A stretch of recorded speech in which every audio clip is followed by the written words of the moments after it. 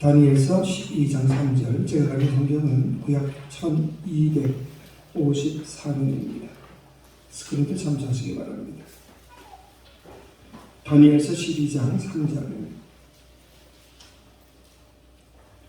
제가 봉독해 드리겠습니다. 지혜 있는 자는 공장의 빛과 같이 빛날 것이요, 많은 사람을 옳은 대로 돌아오게 한 자는 별과 같이 영원토록 빛나리라. 아멘. 이 말씀은 하나님의 말씀입니다. 여러분이 잘 알고 있는 그 애플 창업자인 이 스티브 잡스가 사실 컴퓨터 공학자이지 경영자는 결코 아닙니다.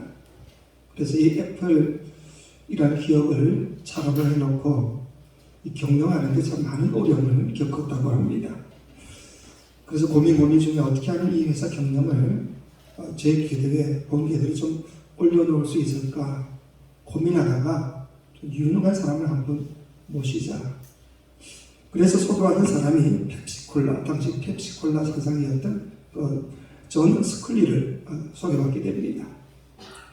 이 존 스클리라는 사람은요, 38세라는 그 젊은 나이에 펩시 회사 회장이 됩니다. 그리고는 맞는 그 펩시콜라에 밀려가지고 세계 2위 기업으로 늘 그렇게 있던 이 회사를 일약 그 펩시콜라를 누르고 세계적인 제1등 기업으로 만든 그런 아주 경영에 있어서는 귀재라고 말할 수 있는 전설적인 경영자였습니다. 근데 이 존 스컬리를 애플 창업자였던 스티븐 잡스가 찾아가서 우리 회사에 좀 와달라고, 그래서 우리 회사를 좀 도와달라고. 근데 그 당시에는 펩시는 세계 1위 기업이고 애플이라는 것은 이제 곧 창업을 하는 소규모 중소기업과 같은 곳이었습니다. 그러니 이 존 스컬리가 옮길 이유가 전혀 없는 거지. 자기는 지금 세계 제1의 기업인 펩시콜라 회장인데 이제 갓 창업을 한 애플 회사에 갈 이유가 뭐냐?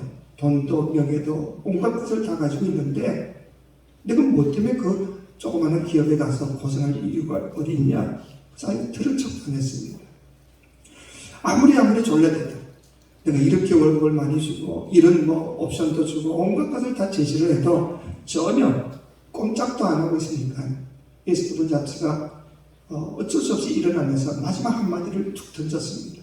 근데 그 말 한마디에 이 스컬리가 오케이 하고 애플 회사로 옮기게 됩니다. 근데 이 스티븐 잡스가 뭐라고 이야기했는가 하면, 당신 설탕물이나 팔면서 남은 인생 다 허비하시겠습니까? 아니면 세상을 바꾸는 일에 나와 함께 동참을 하겠습니까? 그 말 한마디에 완전히 뒤집어진 겁니다. 여러분, 콜라라는 것은 사실은 설탕물에 불과하지 않습니까? 설탕물 같은 것을 팔면서 남은 인생 그렇게 허비하며 보낼 건가? 아니면 나와 함께 세상을 바꾸는 일에 동참을 해보겠습니까? 그 말에 완전히 마음이 변화된 겁니다. 오늘 이 아침 저는 여러분들에게도 동일한 질문을 하고 싶습니다. 이제까지 여러분들이 어떤 모습으로 살아오셨습니까? 지난날의 삶을 되돌아보면 정말 의미도 없는 설탕물이나 판 것과 같이 그런 의미 없는 일에 여러분의 인생을 허비하며 살고 오지는 않으셨습니까? 그리고 남은 인생은 또한 어떻게 살아가실 겁니까? 지금 이 모습 이대로 내가 살다가 죽게 될 때에 과연 나는 참 잘 살아왔어, 그렇게 자신있게 말할 수 있는 그런 삶을 지금 살고 계시는가, 그 말입니다. 저는 오늘 이 아침 하나님 앞에서, 그리고 우리 사랑하는 성도들 앞에서 여러분의 생애에 대한 정말 거룩하고도 온전한 결단이 있으시기를 주의 이름으로 축원합니다. 오늘 우리가 읽었던 이 본문의 주인공 다니엘은요, 참 대단한 사람입니다. 적어도 나라가 4번의 그 흥망성쇠를 겪어가면서 처음 했던, 어떻게 보면 파란만장한 인생을 살았던 사람이라 말할 수가 있습니다. 10대 때 조금 있다가 멸망당하면서 자기 두 눈으로 목격을 하게 됩니다. 그녀는 바벨론으로 포로로 끌려가지요. 근데 거기서 그는 인정을 받습니다. 그래서 왕의 측근으로 높은 정치가의 자리에까지 올라가게 되지요. 그럼에도 불구하고 자기 나라를 멸망시켰던 그 바벨론이 네 동각으로 나눠지게 됩니다. 그 한 나라였던 메데라는 나라에 그는 다시 또 중용을 받게 됩니다.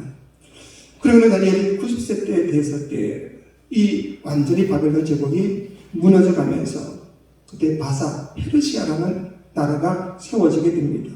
근데 그 페르시아 초대 왕인 이 고레스 왕도 이 다니엘을 인정을 해서 자기 밑에서 일할 수 있는 자리를 주게 됩니다. 한마디로 말해서 이 다니엘이라는 사람은 네 왕, 느부갓네살 왕, 벨사살 왕, 고레스 왕, 그리고 그 다리오 왕, 이 네 왕 밑에서 나름대로의 정치력을 발휘할 수 있는 어떻게 보면 참 영향력 있는 사람이었던 것을 알 수가 있죠. 근데 여러분 한번 깊이 생각해 보십시오. 어떤 대통령이 바뀌게 되면요, 그 밑에 있는 장관은 다 바뀌게 되어져 있습니다. 근데 대통령이 바뀐 것이 아니라, 왕이 바뀐 것이 아니라 그 나라 자체가 완전히 없어졌습니다. 그리고 새로운 나라가 세워졌음에도 불구하고 그 새로 세워진 그 나라에서조차 이 다니엘을 그렇게 중용을 했다 그런다면 이 다니엘이 얼마나 대단한 사람이었나 우리가 추측해 볼 수가 있습니다. 그런요, 바벨론 출신도 아닙니다. 이스라엘 포로국의 노예였습니다. 그럼에도 불구하고 그를 왕의 측근으로 두고 중용을 했다면 그만큼 이 다니엘이 얼마나 명석했는가 하는 것을 알 수가 있죠. 한마디로 말해서 국가가 뭔지, 국제 정세가 어떻게 돌아가는지, 역사가 뭐며 권력이 뭔지 허리 깨뚫고 있는 어떻게 보면 제갈공명과 같은 아주 지혜로운 사람이었던 것을 알 수가 있습니다. 그러니 계속해서 그를 나라가 바뀌어도 중용을 할 수밖에 없었다 하는 거죠. 사실 이 다니엘은 그 모든 삶의 근간이라고 할 수 있는, 기초라고 할 수 있는 나라가 송두리째 뿌리째 뽑혀가는 것을 4번씩이나 경험합니다. 그러면서 정말 그는 우리 인생에 있어서 참으로 중요한 게 뭔가, 이걸 가장 깊이 깨달았던 참 지혜로운 사람이었던 것을 알 수가 있지요. 그럼 그 지혜의 핵심은 뭐냐? 수많은 역사의 부침을 경험해 가면서 그 격동하는 세상, 그 세상에 휩쓸리지 않고 온전히 살아갈 수 있는 비결이 뭔가, 그걸 이 사람은 깨달았던 겁니다. 그 비결이 뭐냐? 절대로 흔들림이 없는 하나님만 바라보자 하는 거지. 하나님만 바라보자.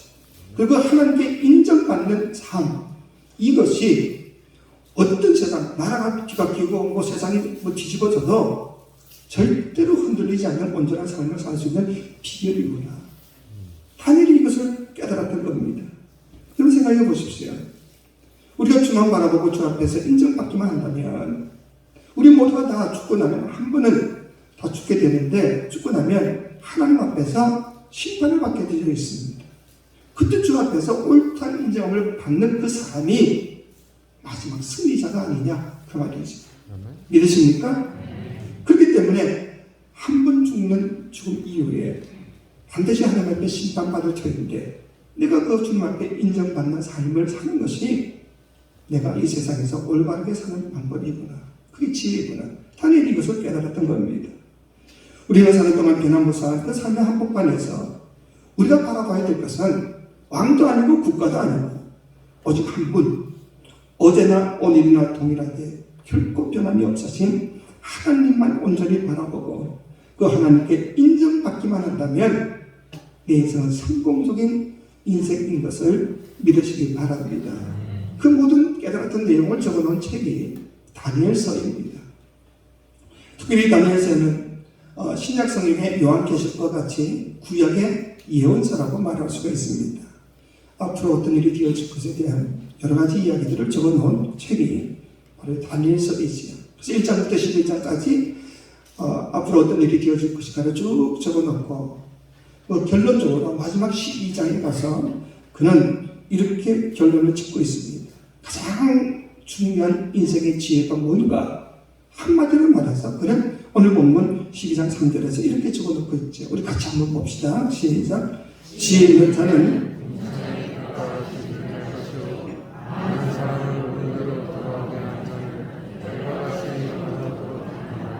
아멘.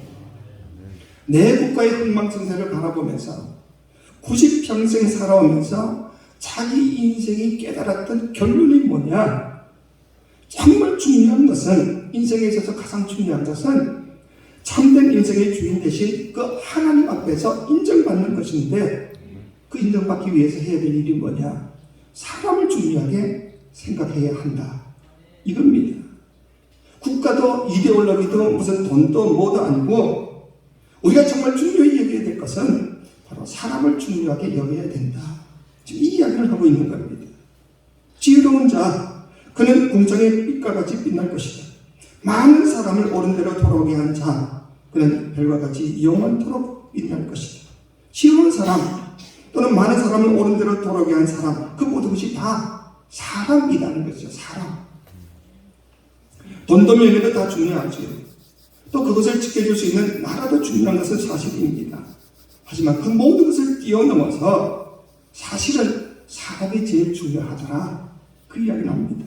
왜냐하면 사람만 제대로 서면 세상이 아무리 뒤바뀐다 할지라도, 아무리 세상이 혼란스럽다 할지라도 제대로 된 사람 한 사람만 있으면 그 세상을 바로 세울 수가 있지만, 사람이 잘못되면 세상이 12번 바뀐다 할지라도 결국은 멸망당할 수밖에 없더라. 이거 이야기를 하고 있는 거지. 사람만 똑바로 서면 얼마든지 정권을 똑바로 세워갈 수가 있습니다. 하지만 사람이 온전한 사람이 세워지지 못하면 정권이 10번 바뀐다 할지라도 여전히 마찬가지 정권이 될 수밖에 없습니다. 우리가 매번 겪고 있는 일들이 이런 일들 아닙니까? 그래서 다니엘이 인생에 있어서 경험했던 것 중에 가장 중요한 것이 뭐냐? 나라가 4번씩이나 뒤집어져도 사람만 똑바로 설 수만 있다 한다면 세상은 든든히 서갈 수가 있다. 그래서 가장 중요한 것은 사람이더라. 지금 이 이야기를 하고 있는 겁니다.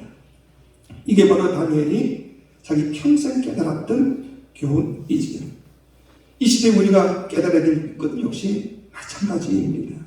땅보다, 돈보다, 건물보다도, 그 어떤 권력보다도 우리가 정말 중요히 여겨야 될 것은 사람이지. 사람을 살리고, 사람을 얻고, 사람을 바른 길로 인도해낼 수 있는 이것만큼 소중한 일이 없음을 믿으시기 바랍니다.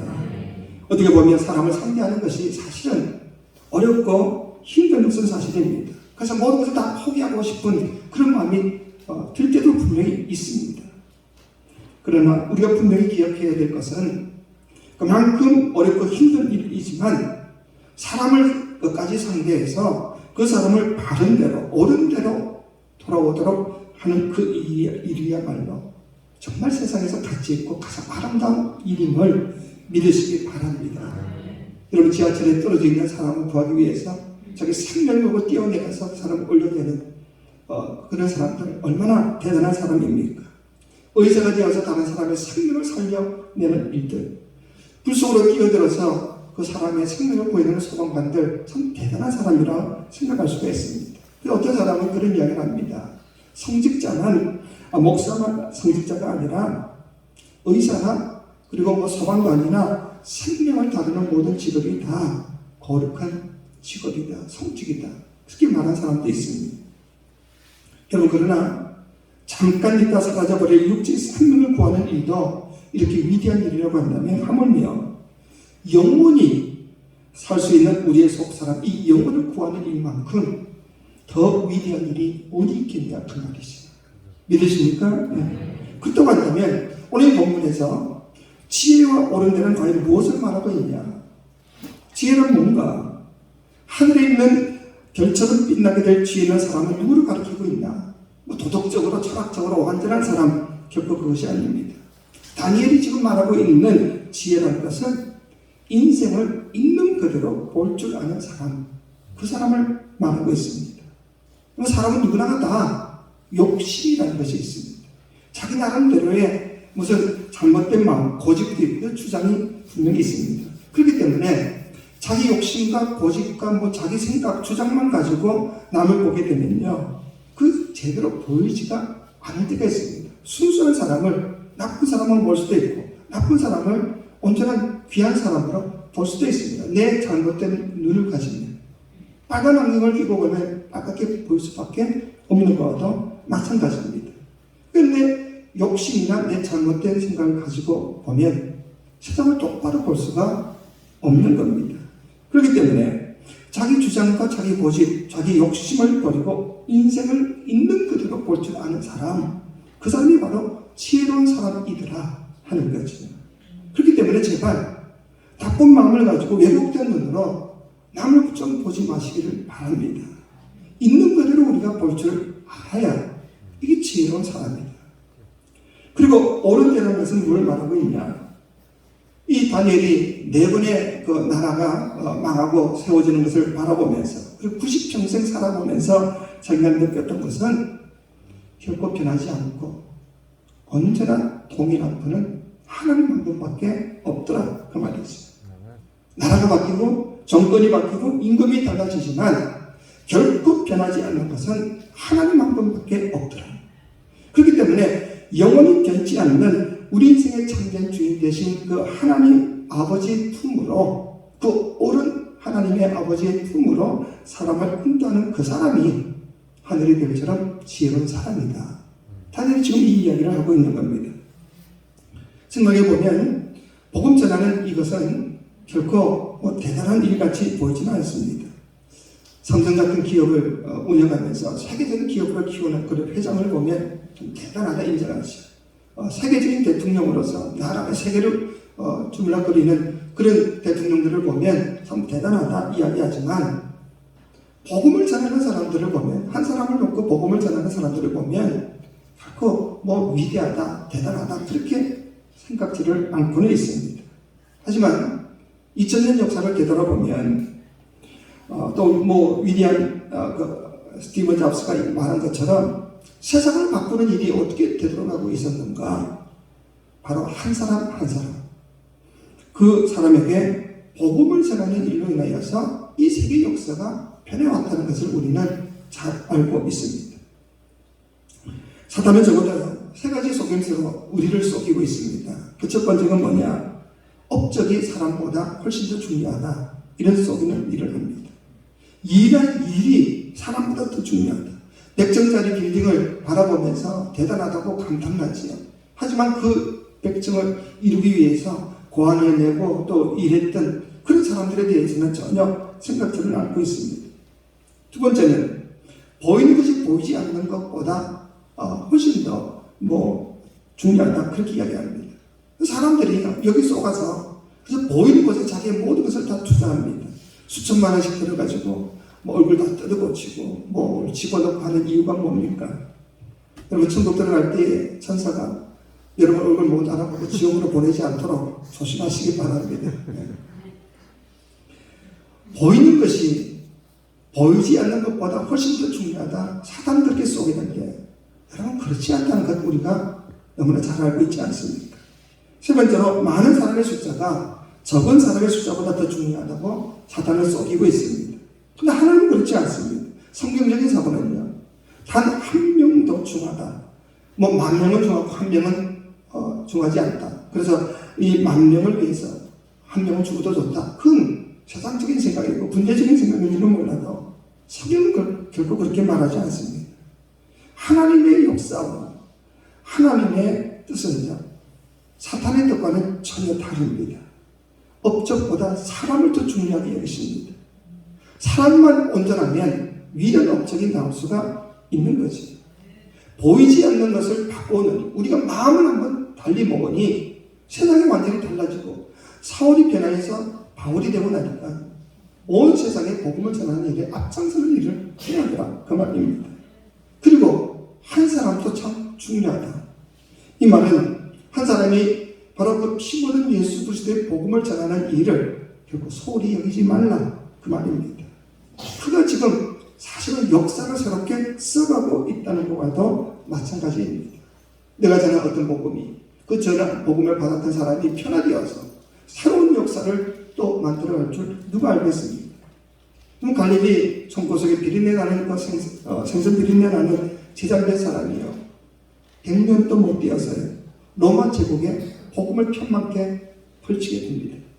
뿐만 아니라 300년이 못 되어서 그렇게 복음을 핍박하던 로마 제국을 기독교 국가로 만들어 버립니다. 여러분 이게 지어낸 이야기가 아니라 역사에 나와져 있는 이야기가 아닙니까? 바이킹족 해적들에게 그 무식한 참 무자비한 해적들에게 복음이 전해지고 나니까 저들이 유명한 그 모든 기독교 문화와 신사의 나라 영국 전통을 만들어내지 않는가 하는 거지. 그렇기 때문에 이 복음 전하는 일이 결코 시시한 일이다. 결코 그렇게 생각해서는 안 된다. 이건 역사를 바꾸는 일이다 이 말이지. 한 사람이 한 사람을 만날 때 인격적인 충돌이 일어나게 되고 그 일로 인해서 그 사람이 완전히 바뀐 삶을 갖게 되면 그 사람의 삶을 통해서 세계의 역사가 바뀌고 있더라 하는 거지. 중국 최초의 개신교 선교사였던 모리슨 목사님이 배를 타고 이제 중국에 들어가게 됩니다.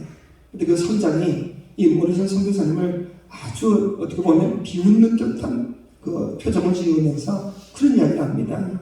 모리슨 씨, 당연히 저 큰 대륙, 저 중국에 조금이라도 영향력을 끼칠 수 있다고 생각하십니까? 근데 이 모리슨 선교사님이 이런 대답을 했다고 합니다. 아니요. 나는 그렇게 생각해 본 적은 한 번도 없습니다. 나는 못하지요. 하지만 나를 통해서 하나님은 뭔가 하실 겁니다. 그 믿음을 가지고 일평생 모리슨 선교사님이 중국에서 복음을 전합니다. 근데 그 마지막 결산을 해보니까요. 12명을 전도를 했던 겁니다. 한평생 복음을 전했는데 12명 전도를 했어요. 그렇게 보면 참 실패한 선교사가 아닌가 생각할 수가 있습니다. 하지만 백년이 못 뛰어서 그 12명이 300만 명의 전도자로 변하게 되는 것을 우리 역사에서 바라보고 있습니다. 나는 못하지요. 하나님은 분명히 하실 수가 있습니다. 그 일을 우리를 통해서 하시고자 하는 거지. 한평생 12명만 전도했던 이 모리슨 선교사님을 어느 누구도 주목지는 않았습니다. 하지만 오직 한 분, 하나님 한 분만은 그 모리슨 선교사님을 기억하셔서 저 하늘나라에서는 하늘의 별과 같이 귀하게 높여주심을 믿으시기 바랍니다. 여러분 100년 전에 우리나라에도 토마스 젊은 선교사님 20대였습니다. 이 나라에 복음을 전하겠다는 마음을 가지고 들어왔습니다. 대동강변에 들어왔는데 수군대로 의해서 탔던 배가 불타게 됩니다. 한국 땅에 발도 디디지 못하고 배는 불타게 되고 그 어쩔 수 없어서 자기가 들고 왔던 그 성경책을 그 육지로 집어 던졌습니다. 있는 걸 다 집어 던졌습니다. 그리고는 수군의 칼에 의해서 목병을 당해서 죽습니다. 생각해 보면 실패한 선교사지만 한국 땅에 와서 발 한 번 디디지도 못하고 복음 한마디 전하지 못하고 즉시 죽은 겁니다. 그런데 이 토마스 선교사님이 던졌던 성경책을 받았던 그 사람들이요, 이 책을 자기 집으로 들고 가서 이 종이 질이 좋으니까 이걸 한 장씩 찢어가지고 담배로 말아서 피기도 하고 또는 종이 질이 좋으니까 벽지로 이리저리 바르기도 했습니다. 그러고는 어떤 사람이 누워서 이렇게 보니까 이 성경이 눈에 들어오니까 그걸 읽는 가운데 마음의 변화를 받아서 성령의 감동을 받아서 최초의 세례교인이 되고 그 사람을 통해서 이 천만 한국 기독교의 출발점이 되었음을 믿으시기 바랍니다. 토마스 선교사님이 실패했냐? 결코 그렇지 않다. 위대한 성교의 그 피가 결코 헛되지 않음을 믿으시기 바랍니다. 다시 말해서 하나님의 이름을 위해서 하는 그 모든 헌신은 하나님을 반드시 기억하시고 그게 30배, 60배, 100배 열매를 맺도록 하나님이 이끌어주시면 믿으시기 바랍니다. 한 영혼을 살리고자 하는 그 애틋한 마음을 가지고 애쓰고 수고했던 것을 하나님이 결코 헛되게 내버려 두시겠는가 그 말이지. 요한계시록 22장 12절에 보니까 보라 내가 속히 오리니 내가 줄 상이 내게 있어 각 사람에게 그가 행한 대로 갚아주리라. 우리 예수께서 마지막 날 오셔서 상을 주시는데 그때는 어떻게 상을 주시는가? 각 사람, 교회별로 뭉태기를 주는 것이 아니라 각 사람 한 사람 한 사람에다 줍니다. 근데 그 사람에게는 어떤 기준으로 주는가? 그가 행한 대로, 그가 일한 대로 줄 것이다. 일 안 하면 안 준다. 여러분 그 말입니다. 구원은요, 하나님의 은혜 가운데서 우리가 거저 받습니다. 누구든지 예수 그리스도를 믿기만 하면 다 구원을 받게 되어져 있습니다. 하지만 상급만큼은 결코 그렇지 않다. 제가 예전에도 한번 이야기했죠. 나 그 천국에 가보니까 제 집은 분명히 있습니다. 구원을 받았습니다. 그 안에 물건은 하나도 없습니다. 근데 내가 여기서 어떤 일을 하느냐에 따라서 하나님의 집에서, 그 천국에서의 내 살림살이가 하나씩 채워지는 겁니다.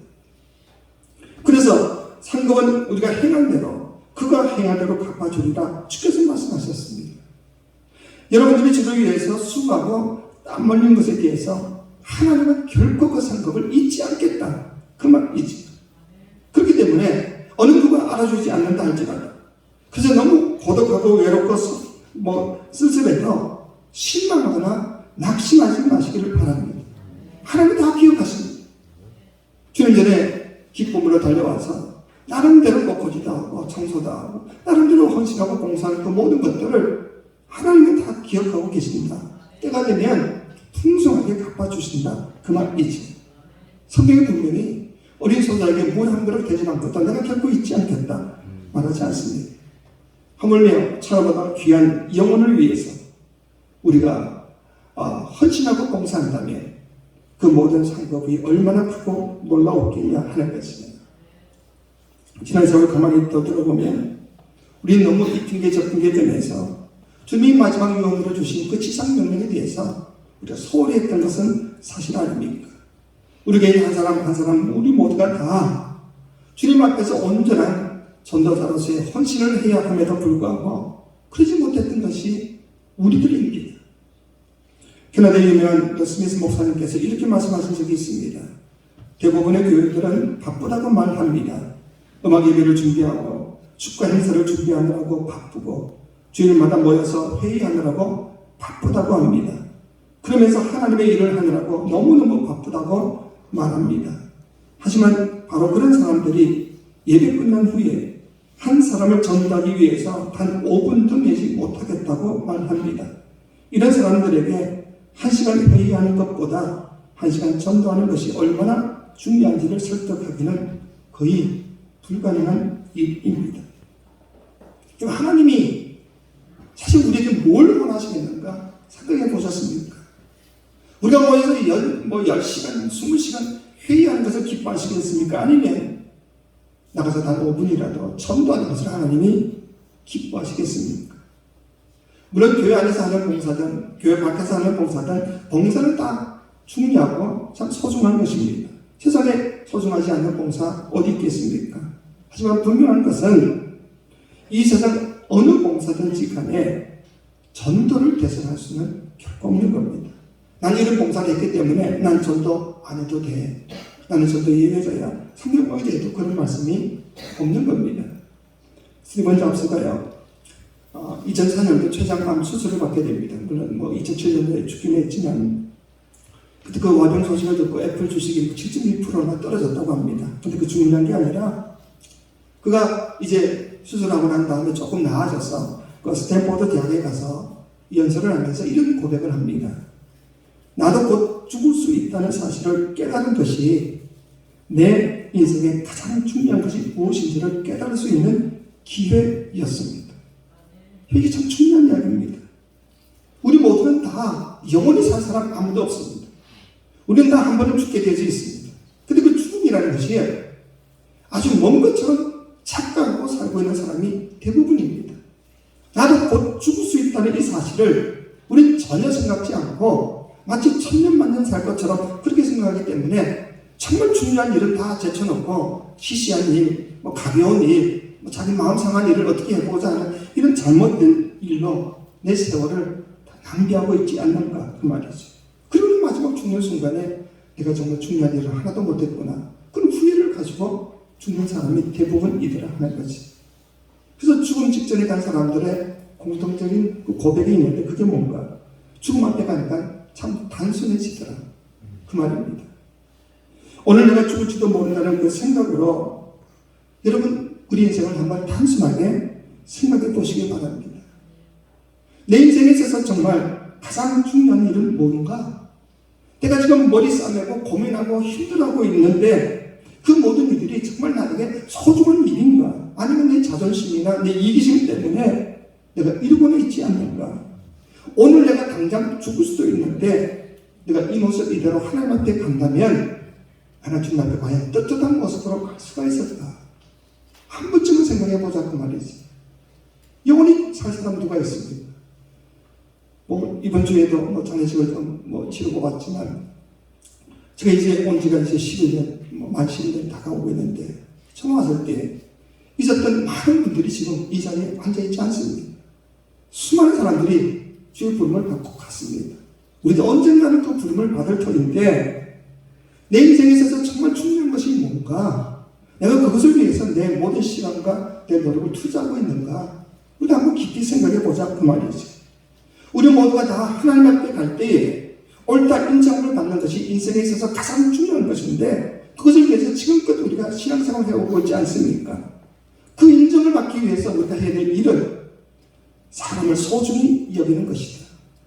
왜곡된 눈으로 사람을 보지 말고 내 잘못된 욕심의 눈으로 주변 사람을 함부로 판단하지 말고 한 사람 한 사람을 소중히 여기면서 그 사람을 정말 옳은 대로 하나님 품 안으로 이끄는 일에 내가 최선을 다해야 되지 않나 하는 거지. 그것도 만나 무슨 입술로서가 아니라 내 삶 자체로 우리가 최선을 다해서 복음을 전할 수가 있어야 합니다. 성경은 분명히 이야기하지요. 온 백성에게 칭송을 받을 때에 주께서 구원받는 사람은 날마다 더하신다. 그렇게 분명히 약속하셨습니다. 전도라는 것은 입술로 하는 것이 결코 아닙니다. 내 삶으로, 내 행동으로 보여줄 수 있어야 그게 진정한 전도이기 때문에 그런 겁니다. 게다가 그가 행한 대로 갚아주리라는 이 말씀은요, 굉장히 무서운 심판의 말씀도 될 수 있다는 사실을 우리가 아셔야 합니다. 전도는커녕 참물을 갈아막고 자신도 들어가지 못하고 남들도 못 들어가도록 실족하게 만드는 사람은 하나님께서는 그도 그가 행한 그대로 갚아주겠다. 이게 얼마나 무서운 이야기입니까? 그렇기 때문에 우리 모두는 다 매 순간순간 정말 주님 앞에 부끄럽지 않는 온전한 삶을 살아야 합니다. 반드시 우리는 죽게 되어져 있고 죽음이 여기가 하나님 앞에 심판받게 되어져 있는데 그때 주님 앞에 옳다 인정을 받기 위해서 하늘의 별과 같이 빛난 존재가 되기 위해서 내가 어떻게 살 것인가? 정말 사람을 존중히 여기고 그들을 위해서 그 영혼을 살리고 옳은 대로 이끌기 위해서 나는 어떻게 살고 있는가를 한 번 더 살펴보셔서 주님 앞에 온전한 신앙생활을 해나가는 저와 여러분 되시기를 주의 이름으로 축원합니다.